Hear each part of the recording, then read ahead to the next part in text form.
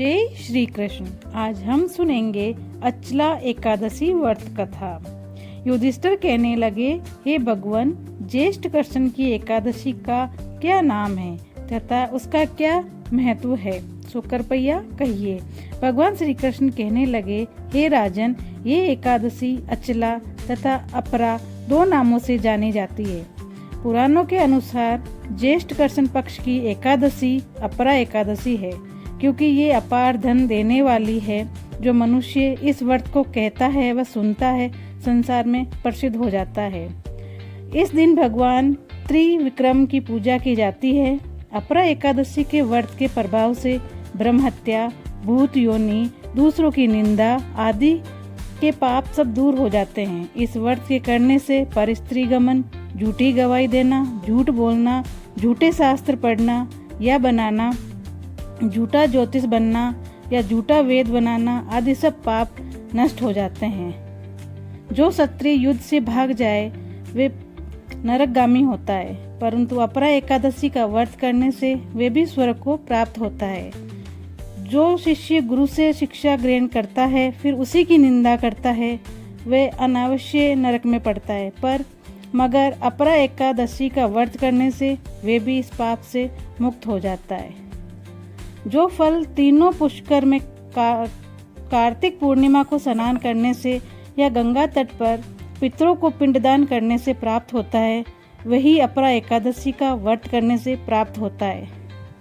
मकर के सूर्य में प्रयागराज के स्नान से, शिवरात्रि का व्रत करने से, सिंह राशि के बृहस्पति में गोमती नदी के स्नान से, कुंभ में केदारनाथ के दर्शन से या बद्रीनाथ के दर्शन, सूर्य ग्रहण में कुरुक्षेत्र के स्नान से, स्वर्ण दान करने से अथवा अदर प्रस्तुता गोदान से जो फल मिलता है, वही फल अपरा एकादशी के व्रत से मिलता है।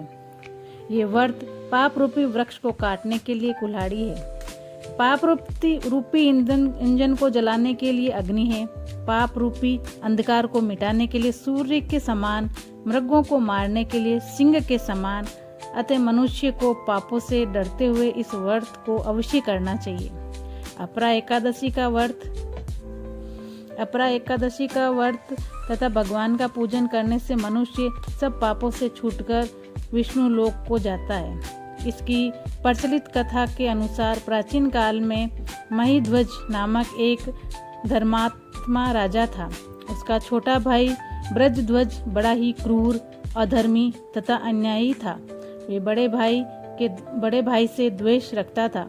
उसी पापी ने एक दिन रात्रि में अपने बड़े भाई की हत्या करके उसकी देह को एक जंगली पीपल के नीचे गाड़ दिया।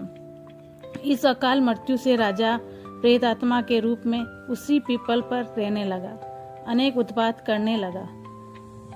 एक दिन अचानक एक ऋषि उधर से गुजरे। उन्होंने प्रेत को देखा और तपोबल से उसके अतीत को जान लिया। अपने तपोबल से प्रेत उत्पात का कारण समझा। ऋषि ने प्रसन्न होकर उसे प्रेत को पीपल के पेड़ से उतारा, परलोक विद्या का उपदेश दिया। दयालु ऋषि ने राजा की प्रेत योनि से मुक्ति के लिए स्वयं ही अपरा एकादशी का व्रत किया और उसे अगति से छुड़ाने को उसका पुण्य प्रेत को अर्पित कर दिया। इसी पुण्य के प्रभाव से राजा की प्रेत योनि से मुक्ति हो गई। वे ऋषि को धन्यवाद देता हुआ द्विदेह धारण कर पुष्प विमान में बैठकर स्वर्ग को चला गया। हे राजन, ये अपरा एकादशी की कथा मैंने लोकहित के लिए कही है। इसे पढ़ना सुनने से मनुष्य तथा सुनाने वाले सबको पापों से मुक्ति मिल जाती है।